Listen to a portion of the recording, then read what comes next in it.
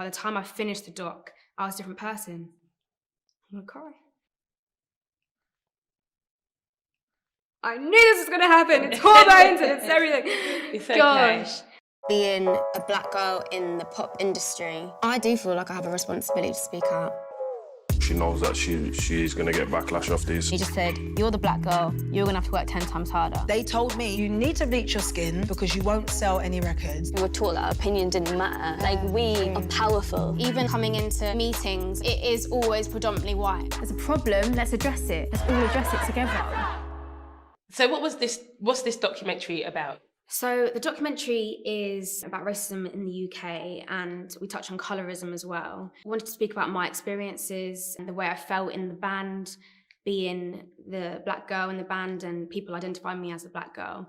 I really wanted to explore why I felt so overlooked, so overshadowed, but also I wanted to be able to hear from other black women on their experiences and being able to just be open and really sort of explore race, explore racism, and talk to some incredible people.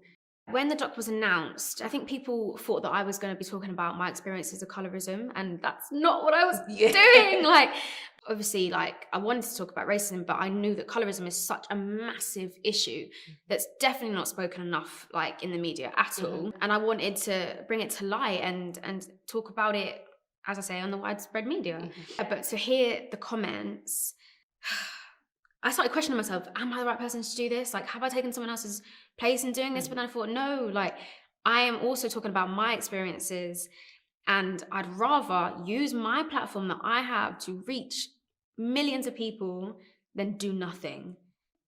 So yeah, it was just like, ugh. They probably just see like Little Mix or like songs, pop band and stuff like that. They don't know the actual person. Definitely. So, like, yeah, we used to get criticised all the time for talking about social issues. Like, what are you talking about social issues? You're a pop star. And it's like, well, we have brains. Exactly. Like, I might pop it and lock it on a Saturday night for you on MTV.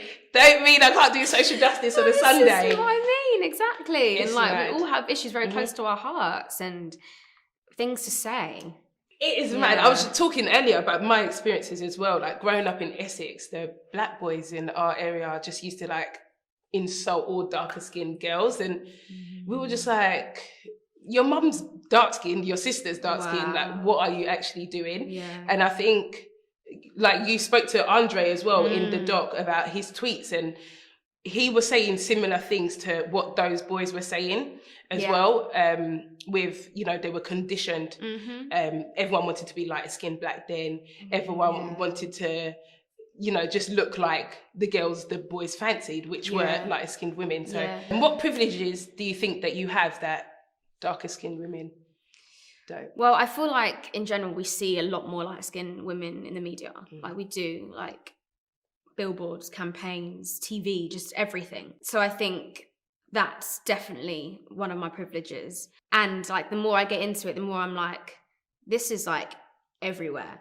Like, even down to like nails and nail varnish, hands, like so many sort of industries that just don't represent at all, and just the lack of diversity is disgraceful. So I think however I can be a part of some sort of help to that and be an ally to that, like, that's exactly what I want to do. What was the most difficult thing for you to address throughout this doc?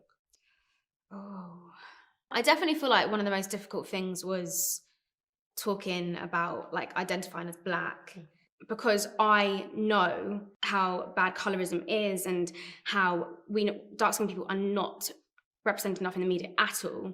And I understand sometimes the frustration of me saying that I identify as black when I am evidently lighter. I can understand that frustration, but then the fact that obviously both my parents are mixed race and were brought up in West Indian households.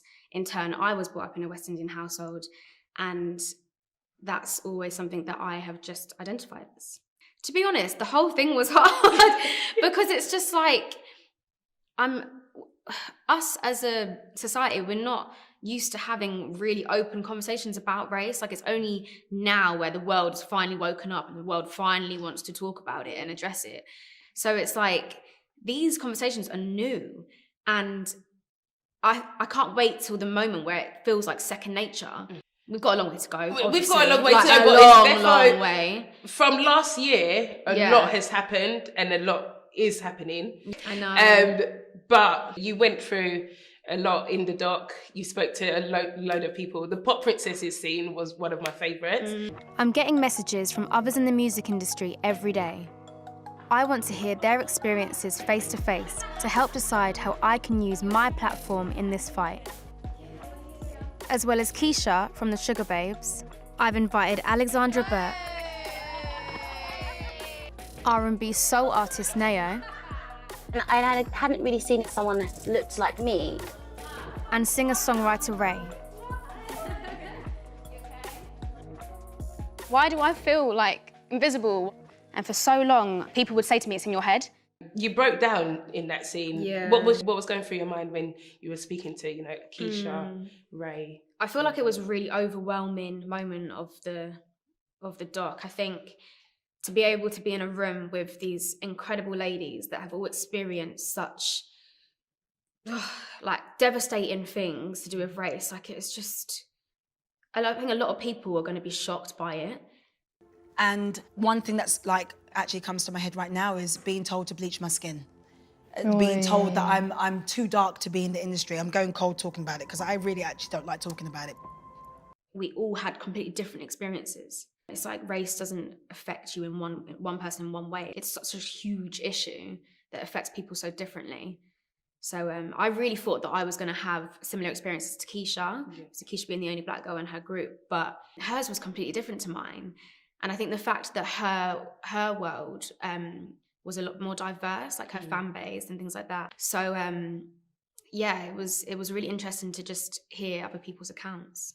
Can we talk about Dawn Butler? Like, she's just so inspiring. And every time I had conversations with these incredible black women, I just felt like more empowered in myself. And by the time I finished the doc, I was a different person.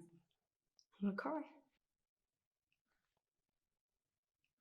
I knew this was gonna happen. It's hormones and it's everything. It's okay. Gosh. But yeah, like, confident, just not scared to just be me. Yeah, 100%.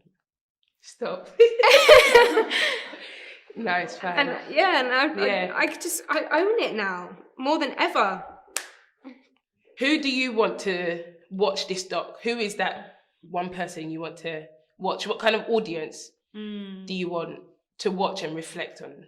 I feel like there are a lot of people out there that don't necessarily understand how deeply ingrained racism is and how it really does affect so many people of colour, so many black people. And I feel like, especially with my fan base, it is predominantly white. And I want them to feel enlightened and watch it and learn something, but also think, what can I do? What can I do to help? What can I do to carry this conversation on? That's like the main thing I want people to take from it. Like, it's time to take action, and I want everyone to get involved and realize that their voice matters as well.